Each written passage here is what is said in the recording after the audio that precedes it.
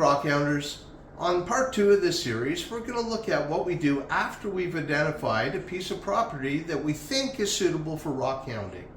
Today we're going to look at the Crown Land Use Policy Atlas.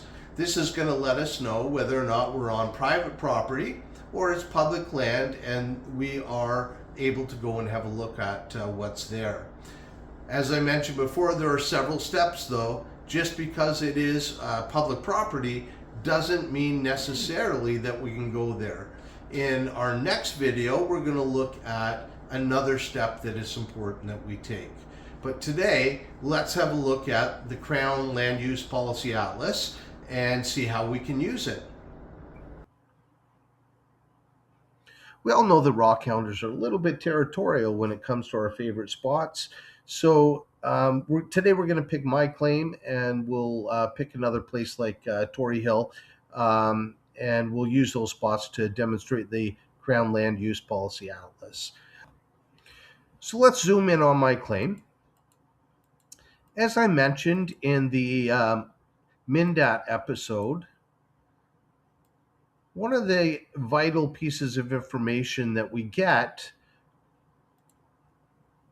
on our sites is the latitude and longitude, and that we can use that to help us as we are exploring on some of these other sites. So right here we have the latitude and longitude of my claim. Let's open the Crown Land Use Policy Atlas. And what we want to do is we want to find information. So we'll click on that, and we're going to search by location. That will bring up our ability to search by latitude and longitude. We're going to use the decimal degrees today. So let's go ahead and click on that, and we'll copy and paste from our MNDAT site. Once we have those in, we don't need our MNDAT site for right now. So let's go ahead and minimize that, full screen our Crown Land Use, and we'll hit our search bar. Let's zoom in a little bit on to the claim site. Now that the data has loaded, we can go ahead and look at what information we can figure out here. So first of all, let's look at the color that is where my sign is. We have over on the side, we have map layers, and one of those is the legend. Let's open that up. And you can see the color's slightly off, but this color here is this color in our legend, general use area. General use area just basically means public land, what we used to call it, or crown land. This means that we can go on and search for minerals following the guidelines that are set in place for ethical collection. As we, right beside our claims, you'll notice a little bit darker gray color. Let's scroll down, and that is private land. So there are a few places around this location that are private land, mostly cottagers and people who have houses back in off of these side roads. If we go back to the Find Information tab, there's another way that we can figure out what's going on this piece of land. We can click on this tab over here, Get Land Use Information. And here, we're just going to, you see this little tab here, it's going to make a circle or a point on our piece of property over here. You'll see over here, it pulls up the information on it, and it is general use area. We are good to go, and we can zoom in if we want to into the area. Let's say we were in doubt about this piece of property up here. We couldn't tell if that what that gray represented on the map. We could do the same thing there. Click on this site, and we see this is private land. So as soon as we hit private land, anything that involves the Crown Land Use Policy does not apply for this particular parcel of land. All right, let's try this again with a popular spot here in Ontario, Tory Hill, Tight Night Hill, Gibson Road Occurrence, and there might be some other names for it, I'm not sure. But as you can tell by the list of names, it is quite a popular spot here. So let's zoom right in. a lot of people who have gone to Tory Hill have, of course, wondered about all of the different spots around the hill and whether or not we can go and collect at some of these spots or not. So let's have a look at what the Crown Land Use Policy Atlas has to say. So Gibson Road East occurrence, let's click on that.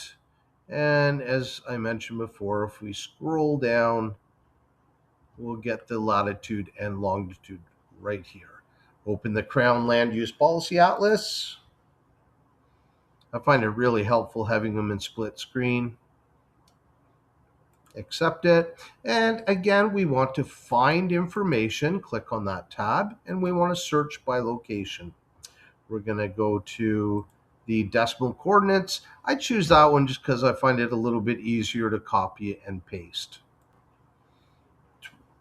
Once I have them copy and pasted in, same as before, we'll hit search, and we will minimize MinDat and open up the spot. All right. Right away, without zooming in, you can see there is a ton of gray in this particular location. Let's zoom in and get a little bit more detail around the site. All right, so remembering the colors that came up on my claim, we know right away that this section right through here on both sides of the road is general land use area, or Crown land as we in Ontario like to call it. Beside it, however, and all the way down the road is all private property. Anytime you see rockhounders that are off the side of this road, unless they have had contact with the owners, are not digging where they're supposed to be digging. There are a couple other areas here that we should look at while we've got the Crown Land Use Policy Atlas open. If we look here in our legend, there's a couple of areas here. We have the Enhanced Management Area, and we have the Forest Reserve. Both of these areas, generally, we can go and prospect and rock collect on. I definitely recommend first going in here, hitting the Find Information button, and getting some land use information on that specific spot. And when you click on it, it'll let you know a little bit about the area and if there are any restrictions that we need to worry about in that section. The other thing, while we're in here, you can see the other different colors. We've got conservation reserves, protected areas, provincial parks, things like that that are showing up. These are all off limits as well. So it's not just the private property or Crown land that we need to worry about. We need to also make sure that we're not going into an area that's protected and that's off limits for us to collect. I mentioned at the start of the video that we're not done yet, that this is not the final step. There's at least one more step that we should take once we've identified the spot and found out that it's public land. We need to determine if there's an active mining claim on the site or not. To do that, we'll use the MLAS system.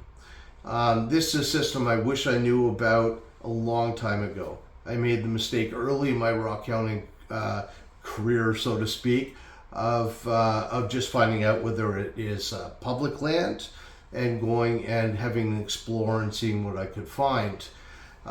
There's actually active mining claims out there, and if the property has a claim, we really should contact the claim holder to get permission to go on the site first. So we're going to look at this MLAS system. It'll help us to identify if there is a claim and who we need to contact if we wish to proceed and go to that spot. I hope you guys are having just as much fun as I am planning for this upcoming season, and I hope that we all get the chance to get out there and get dirty real soon. I'm a rockounder, a dirty rockounder. I collect minerals, I collect rocks. I have no idea how I'll ever stop. Digging deep in the earth's bones, sweat drips, dirt fills my soul. hours in the dark, searching for crystals in this cold hard rock. Druzy dreams in a dusty pit, fingernails full of dirt and grit. I'm a rockounder, a dirty rockounder. I collect minerals, I collect rocks. I have no idea how I'll ever stop. Getting dirty, digging in the dirt, looking for crystals, only finding shirt. Bushwhacking, canoeing, no place too remote.